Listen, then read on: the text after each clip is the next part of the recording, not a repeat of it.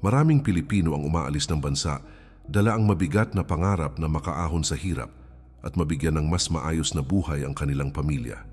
Sa bawat pag-alis sa paliparan, may kasamang luha, yakap at pangakong babalik silang tagumpay. Iyon ang simula ng pangarap na umaasang ang bawat pagod at puyat ay mauuwi sa kaginhawaan. Ngunit paglipas ng maraming taon, bakit napakaraming OFW pa rin ang walang ipon? Bakit tila umiikot lang ang buhay sa trabaho, padala at pagod, ngunit walang malinaw na direksyon ang kinabukasan? Ito ang masakit na katotohanan na bihirang pag-usapan. Marami ang kumikita ng malaki, ngunit kakaunti ang tunay na umaasenso. Maraming pagkakataon na kahit tumaas ang sahod, kasabay din nitong tumataas ang gastos.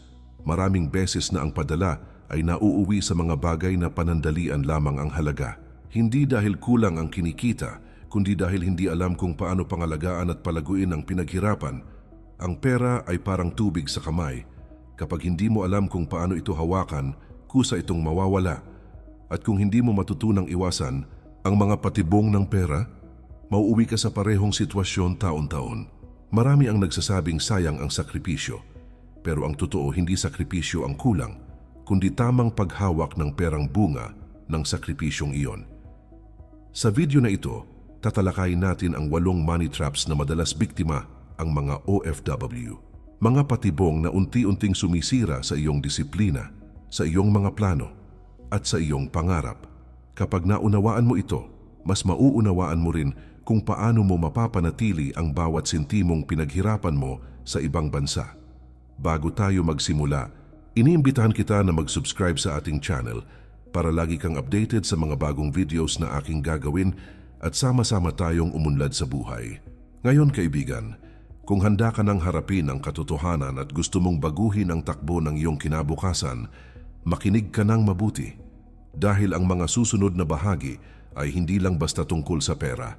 Ito ay tungkol sa disiplina, sa ugali at sa paraan ng pag-iisip na magpapasya kung ikaw ay aangat o mananatiling paikot-ikot sa parehong problema. Simulan natin isa-isa ang mga dahilan kung bakit maraming OFW ang walang ipon at kung paano mo maiiwasan ang mga patibong na ito bago pa huli ang lahat. Money trap number 1, padala ng padala pero walang plano. Isa sa mga pinakamalalim na dahilan kung bakit maraming OFW ang hindi nakakaipon ay ang paulit-ulit na pagpapadala ng pera sa pamilya nang walang malinaw na direksyon. Sa unang tingin, parang mabuting bagay ito, isang simbolo ng pagmamahal at sakripisyo. Ngunit sa paglipas ng panahon, nagiging ugat ito ng problema na unti-unting kumakain sa kinabukasan ng isang OFW at ng pamilyang umaasa sa kanya.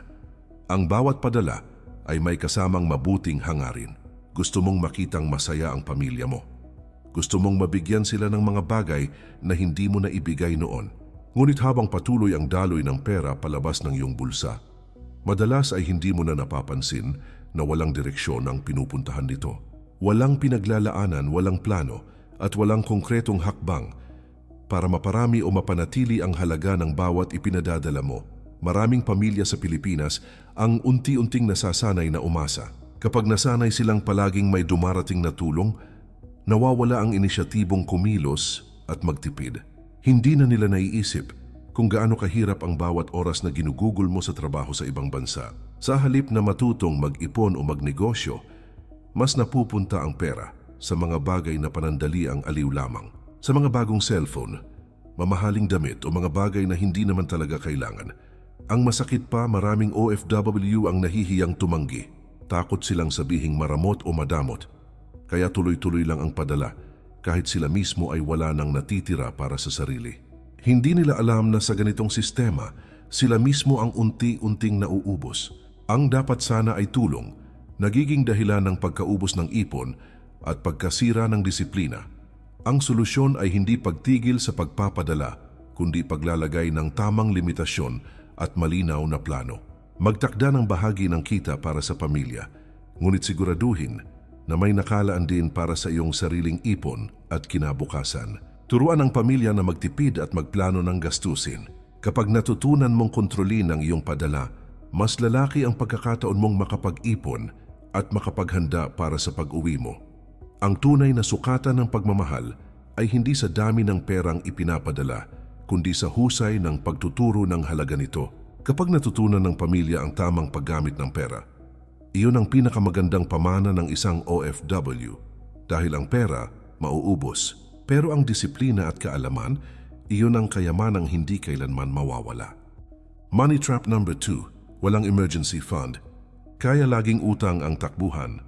Maraming overseas Filipino workers ang abala sa pagtatrabaho, pagpapadala ng pera sa pamilya, at pagtiis sa puyat at sakripisyo para sa kinabukasan. Sa bawat padala at dagdag na kita, naiisip na halos handa na ang lahat. Ngunit sa likod ng pagod at tagumpay sa trabaho, maraming overseas Filipino workers ang nakakalimot sa isang napakahalagang aspeto ng pinansyal na kaligtasan, ang pagkakaroon ng emergency fund. Sa mundo ng pagiging overseas Filipino workers, walang kasiguraduhan. Maaaring bigla kang mawala ng trabaho, magkasakit o mapilitang umuwi dahil sa di inaasahang pangyayari. Kung walang nakahandang pera, kadalasan ang unang takbuhan ay utang. Ang kawalan ng emergency fund ay parang paglalakbay sa dagat na walang life vest. Habang maayos ang panahon, masaya at panatag ang pakiramdam.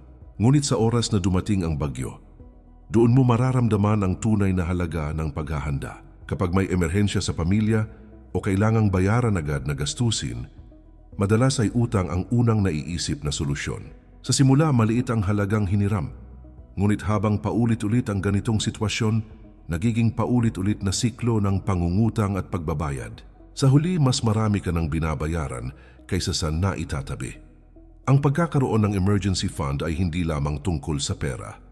Ito ay tungkol sa kapanatagan ng isip at lakas ng loob sa harap ng hamon. Kapag may ipon kang nakalaan, hindi ka madaling mapapabigla o mangamba. Hindi ka aasa sa utang at hindi ka rin basta-basta mawawala ang tiwala sa sarili. Maraming overseas Filipino workers ang nakakaligtaan nito dahil ang isip ay nakatutok lamang sa kasalukuyang pangangailangan at sa pagpapadala sa pamilya. Hindi nila nakikita na isang simpleng disiplina sa pag-iipon ang maaring magligtas sa kanila sa maraming problema sa hinaharap. Mahalaga ang magsimula kahit sa maliit na halaga. Kahit kalahati lamang ng isang buwan na sahod ay maaring maging malaking tulong kapag naitatabi buwan-buwan. Unti-unti itong lalaki at sa kalaunan ay magiging sapat para sagutin ang 3 hanggang 6 na buwang gastusin sa oras ng pangangailangan. Ang simpleng hakbang na ito ay nagiging pundasyon ng seguridad at nagbibigay sa iyo ng kapangyarihan na harapin ang anumang hindi inaasahang sitwasyon ng hindi naguguluhan o napipilitang mangutang. Ang overseas Filipino workers na may disiplina sa pagtatabi ng pera ay hindi basta-basta natitinag. Kapag may emergency fund, mas panatag ang isip, mas malinaw ang plano sa buhay, at mas matibay ang loob sa harap ng problema. Hindi ka basta-basta mabibigo sa harap ng biglaang pangyayari dahil may sandigan ka na hindi nakasalalay sa iba kundi sa sarili mong paghahanda at disiplina. Sa ganitong paraan, bawat sakripisyo at bawat pawis na ibinuhos mo sa trabaho sa ibang bansa ay nagkakaroon ng tunay na halaga at proteksyon para sa hinaharap. Money trap number 3, malaking bahagi ng kita napupunta sa luho at aliw. Isa sa mga madalas na dahilan kung bakit maraming overseas Filipino workers ang walang ipon ay ang hindi tamang paggamit ng kita sa mga bagay na panandalian lamang ang halaga. Kapag nasa abroad, madalas nakikita ang kita bilang gantimpala sa lahat ng sakripisyo at puyat. Ang problema ay kapag walang malinaw na plano, ang gantimpalang iyon ay nauuwi sa luho-aliw at mga bagay na pansamantala lamang ang silbi. Maraming overseas Filipino workers ang nasasanay sa mabilisang kasiyahan, mula sa mamahaling gadgets, bagong damit, pagkain sa mamahaling kainan, hanggang sa pagbili ng mga bagay na hindi naman kinakailangan. Unti-unti nitong nakakaubos sa kinikita. Madalas ang ideya ng pagpapakasaya sa sarili ay tila reward sa pinaghirapang pawis at sakripisyo, ngunit kapag hindi na kontrolado, ang bawat reward ay nagiging dahilan ng kakulangan sa ipon. Hindi lang sa sarili na uubos ang pera, kundi madalas pati sa mga kapamilya at kaibigan sa Pilipinas. May mga hiling at panliligay sa kanila kung saan hindi mo na nakokontrol ang daloy ng pera. Ang resulta sa pagtatapos ng buwan, pakiramdam mo ay mas marami kang ginastos kaysa naipon. Walang maipapakitang progreso, sa pinansyal na aspeto. At patuloy ang pakiramdam ng pagkaubos sa lahat ng pinaghirapan mo, ang tamang hakbang ay magtakda ng limitasyon sa paggastos sa aliw at luho. Hindi masama ang magsaya, ngunit kapag may malinaw na hangganan at bahagi ng kita ang nakalaan para sa ipon, mas magiging balanse ang buhay pinansyal. Mahalaga rin na matutunan ang pagtutok sa mga bagay na may pangmatagalang benepisyo kaysa sa pansamantala lamang. Ang bawat sentimong hindi ginugol sa luho ay maaring magpalaki sa ipon at magbigay ng kapanatagan sa hinaharap. Ang disiplina sa paggastos ay susi sa tagumpay ng overseas Filipino workers. Kapag natutunan mong kontrolin ang sarili, hindi ka basta-basta mauubos kahit gaano kalaki ang kita. Ang tunay na gantimpala sa sakripisyo mo sa ibang bansa ay hindi pansamantalang kaligayahan, kundi ang matibay na pundasyon na maitatayo mo para sa sarili mo at sa pamilya mo. Sa ganitong paraan, mas makakamit mo ang tunay na layunin ng pagtatrabaho sa abroad, hindi lamang ang kasiyahan sa ngayon, kundi ang seguridad at tagumpay sa hinaharap.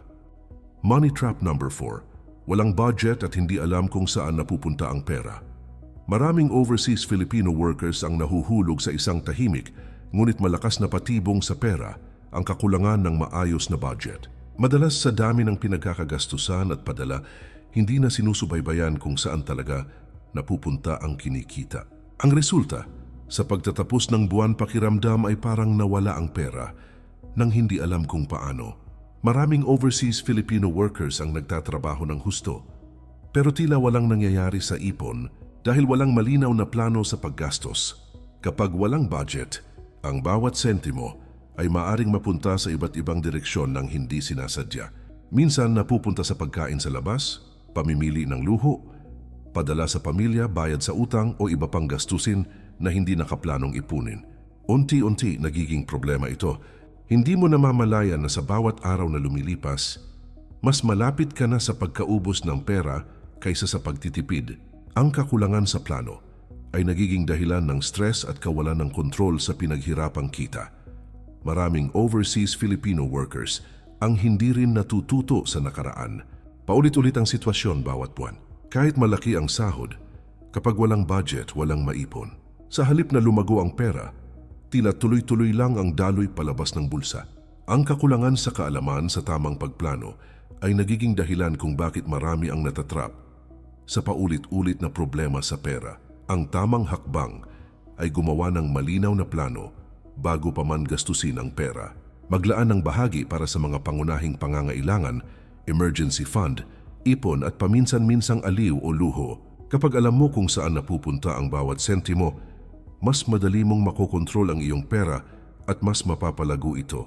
Ang paggawa ng budget ay hindi hadlang sa kasiyahan o pagtulong sa pamilya, kundi isang paraan upang mas epektibong pamahalaan ng pera at makamit ang pangmatagalang layunin. Ang disiplina sa pagbuo ng budget ay nagbibigay ng kapangyarihan sa isang overseas Filipino workers. Hindi ka basta-basta mawawala sa landas, hindi ka basta-basta mauubos, at hindi ka basta-basta mahihirapan kapag dumating ang hindi inaasahang pangyayari. Sa halip, bawat sentimong kinikita mo ay may malinaw na direksyon at layunin. Ang tunay na tagumpay ay hindi lamang sa dami ng pera na kinikita mo, kundi sa husay ng pamamahala at sa kakayahang palaguin ang bawat pinaghirapan mong halaga. Sa ganitong paraan, ang pera mo ay hindi lamang panandalian, kundi pundasyon ng isang mas matibay at maayos na kinabukasan. Money trap number 5, pagpapautang sa pamilya at kaibigan ng walang plano. Isa pang malaking dahilan kung bakit maraming overseas Filipino workers ang walang ipon ay ang walang limitasyong pagpapautang sa pamilya, kaibigan o kakilala sa Pilipinas. Dahil sa pagmamahal at malasakit, madalas kaagad na sinasagot ang hinihiling na pera o tulong kahit na hindi mo naman talaga kayang ibigay sa kasalukuyan. Sa umpisa, maliit lamang ang halaga at tila walang epekto sa pang-araw-araw na buhay, ngunit kapag ito ay naging ugali, unti-unti itong nauubos at nagiging dahilan kung bakit hindi ka nakakaipon. Maraming overseas Filipino workers ang nahihirapan sa ganitong sitwasyon. Ang puso ay gustong tumulong, ngunit ang isip ay hindi na isasali sa desisyon. Sa bawat padala na hindi nakaplanong pautang, Dumarami ang pressure sa susunod na buwan. Habang patuloy na umaasa ang mga kaanak at kaibigan sa tulong, mas nagiging mahirap para sa overseas Filipino workers na maglaan ng pera para sa sariling ipon o pangmatagalang plano. Sa huli, kahit malaki ang kita, tila wala pa ring natitira para sa sarili. Hindi lang ito nakakaapekto sa pera, kundi sa emosyon at kalayaan. Madalas pakiramdam ng overseas Filipino workers ay naiiwan sa ilalim ng bigat ng responsibilidad. Hindi nila maramdaman na may karapatan silang maglaan para sa sarili at sa kanilang kinabukasan. Ang problema ay nagiging mas komplikado kapag hindi malinaw kung sino ang tunay na nangangailangan at sino ang nagiging dependent sa kanilang tulong. Unti-unti, nagiging sirang sirkulo ang padala at utang na tulong at nagiging dahilan ng pagkaubos ng pinaghirapang pera. Ang solusyon ay magtakda ng malinaw na limitasyon at patakaran sa pagpapautang. Maglaan ng halaga para sa pamilya at kaibigan, ngunit tiyaking hindi ito nakakaapekto sa ipon at pangmatagalang plano. Mahalaga ring turuan ng mga kaanak at kakilala kung paano makakayanan ang gastusin sa sariling kakayahan upang hindi palaging umaasa sa tulong mula sa overseas Filipino workers. Kapag natutunan mong magbigay ng may hangganan at disiplina, mas mapapalakas mo ang sarili mong pinansyal na katayuan. Hindi ka basta-basta maapektuhan ng pangangailangan ng iba at mas malaki ang tsansa mong makapag-ipon para sa sarili at sa pamilya sa hinaharap. Ang tunay na tulong ay hindi lamang sa pansamantalang padala, kundi sa pagtuturo kung paano maging responsable at independent ang bawat tumatanggap. Sa ganitong paraan, ang iyong sakripisyo sa ibang bansa ay nagiging makabuluhan, hindi lang para sa kanila, kundi para rin sa iyong sariling kinabukasan. Money trap number 6. Pagkakaroon ng masyadong maraming gastusin sa bahay at obligasyon sa pamilya. Isa sa mga tahimik na dahilan kung bakit maraming overseas Filipino workers ang walang ipon ay ang labis na gastusin sa pamilya sa Pilipinas. Kapag nasa ibang bansa, madalas iniisip na lahat ng pangangailangan ng pamilya ay kailangang sagutin agad, mula sa mga bayarin sa bahay, kuryente, tubig, pagkain, hanggang sa mga utang na naiwan mula sa nakaraan. Sa umpisa, tila maliit lamang ang bawat kontribusyon, ngunit kapag pinagsama-sama at naging regular na obligasyon, napakalaki ng nagagastos sa bawat buwan. Maraming overseas Filipino workers ang nakakaranas ng pressure na maging pangunahing tagapangalaga ng pamilya. Ang bawat problema o gastusin sa bahay ay agad na inilalagay sa kanilang balikat. Habang patuloy na tumataas ang responsibilidad, nawawala ang pagkakataon na mag-ipon para sa sariling pangarap. Ang kita na dapat sana ay bahagi sa emergency fund, investments o personal na pangangailangan, nauubos sa mga paulit-ulit na obligasyon. Hindi lang pera ang naapektuhan. Maraming overseas Filipino workers ang nakakaranas ng stress at pagkabahala dahil hindi sapat ang kinikita para sagutin ang lahat ng hinihingi ng pamilya. Kapag hindi napapanatili ang balanse sa pagitan ng pagtulong sa pamilya at sariling financial health, nagiging sanhi ito ng frustration at kawalan ng direksyon sa pinansyal na buhay. Unti-unti, nagiging pakiramdam ng overseas Filipino workers na kahit gaano siya magsikap, wala pa ring naiipon at walang malinaw na progreso. Ang tamang hakbang ay ang magkaroon ng malinaw na plano at prioridad sa gastusin sa pamilya. Hindi ibig sabihin na hindi ka tumutulong, kundi tinutulungan mo sila sa paraang hindi ka nauubos at hindi naaapektuhan ang sariling kinabukasan. Maaaring magtakda ng limitasyon sa buwan ng padala, maglaan ng pera para sa pangunahing pangangailangan lamang, at planuhin ang mga gastos ng maaga. Sa ganitong paraan, may iwasan ang biglaang financial pressure at mas mapapanatili ang ipon para sa hinaharap. Kapag natutunan mong balansihin ang tulong sa pamilya at sariling pangangailangan, mas magiging matatag ka sa harap ng anumang hamon. Hindi ka basta-basta maaapektuhan ng di inaasahang gastusin at mas makakamit mo ang layunin ng pagtatrabaho sa ibang bansa. Ang bawat pinaghirapang sentimo ay magiging pundasyon ng isang mas maayos na kinabukasan. Hindi lamang para sa pamilya, kundi para rin sa iyo mismo. Money trap number 7. Hindi pagtutok sa investments at pagpapalago ng pera. Maraming overseas Filipino workers ang abala sa trabaho, pagpapadala ng pera, at pagsagot sa pang-araw-araw na pangangailangan ng pamilya. kaya madalas nakakaligtaan ng isa sa pinakamahalagang aspeto ng financial success, ang pagpapalago ng pera sa pamamagitan ng investments. Kahit gaano kalaki ang kinikita, kung puro gastos at padala lamang ang nakikita, wala kang matatanggap na lumalaking halaga sa paglipas ng panahon. Sa halip, ang pera ay dumadaan lang sa kamay ngunit hindi lumalago. Ang hindi pagpapalago ng pera ay isang tahimik na patibong. Habang busy ka sa pagpapadala at pagtusto sa kasalukuyan, lumilipas ang panahon.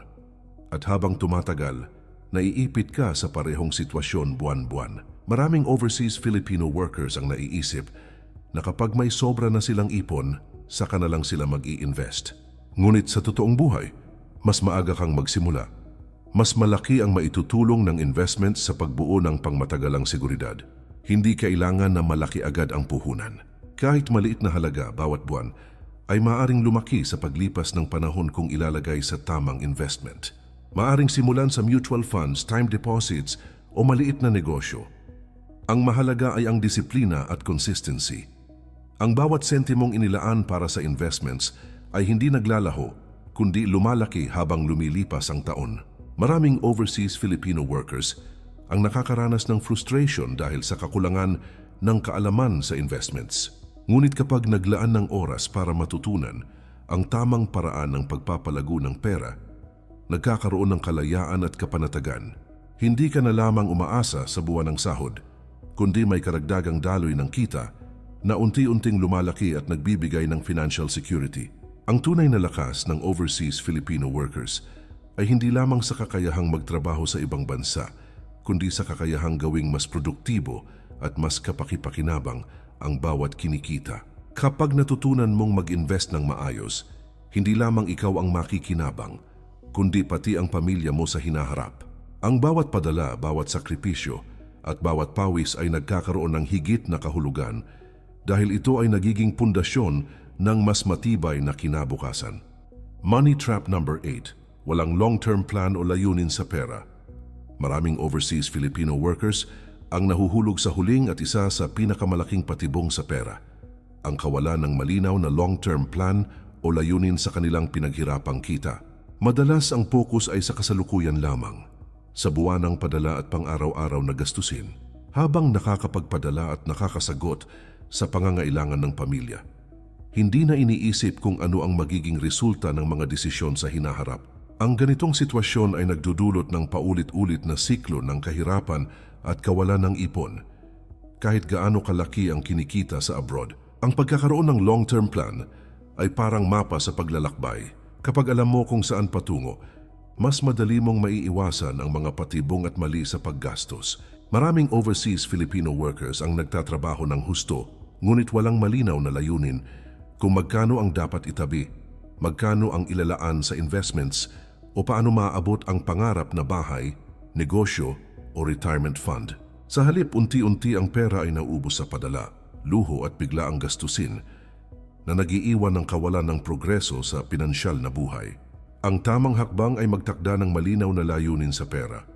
Magsimula sa maliit, tulad ng pagtatabi para sa emergency fund, ipon para sa negosyo or investment para sa pangmatagalang seguridad.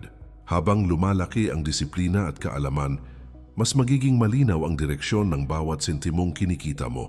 Ang plano ay nagbibigay ng gabay kung paano ilalaan ang pera, kailan dapat mag-invest at kung paano iprioridad ang mga pangangailangan. Kapag may malinaw na long-term plan, ang bawat padala at bawat sakripisyo ay nagkakaroon ng kahulugan.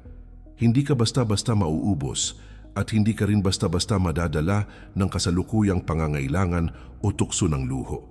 Ang plano ay nagbibigay ng kontrol at kapanatagan sa pinansyal na buhay. Ang overseas Filipino workers na may malinaw na layunin ay may kakayahang bumuo ng pundasyon para sa kinabukasan, hindi lamang para sa sarili, kundi para sa pamilya. Sa ganitong paraan, ang bawat pawis at sakripisyo sa ibang bansa ay nagiging matibay na tulay patungo sa tunay na tagumpay at seguridad sa hinaharap. Napakarami nating tinalakay sa video na ito. Mula sa walang plano sa pagpapadala, kawalan ng emergency fund, hanggang sa hindi tamang paggastos sa luho at kakulangan sa investments at long-term plan. Ang bawat isa sa 8 money traps na ito ay tahimik na humihila sa kinikita mo. At kahit hindi mo namamalayan, unti-unti nitong sinisira ang oportunidad mong makaipon at makamit ang tunay na financial freedom. Ngunit huwag ka mawala ng pag-asa.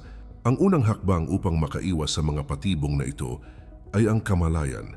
Kapag nakita mo na ang mga pagkakamaling madalas na nangyayari sa mga overseas Filipino workers, mas madali mong mababago ang paraan ng pamamahala ng pera.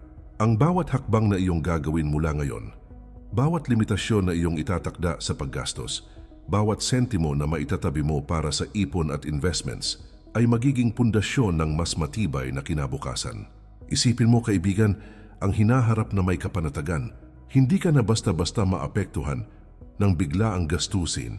Hindi ka na madaling mapagod sa paulit-ulit na siklo ng utang at padala. At higit sa lahat, bawat sakripisyo at pawis na ibinuhos mo sa ibang bansa ay magkakaroon ng tunay na kabuluhan. Ito ang hinaharap na dapat mong paghandaan at ito ay kayang makamtan sa pamamagitan ng disiplina, tamang kaalaman at malinaw na plano. Muli kaibigan, iniimbitahan kita na mag-subscribe sa ating channel para lagi kang updated sa mga bagong videos na aking gagawin at sama-sama tayong umunlad sa buhay. Sa bawat video, sama-sama nating pag-aaralan ang mga hakbang upang maging mas matatag, mas disiplinado at mas matagumpay sa pamamahala ng pera at sa pagtupad ng ating mga pangarap. Huwag mong hayaang mawala ang pagkakataon na baguhin ang takbo ng iyong buhay sa pamamagitan ng tamang desisyon ngayon.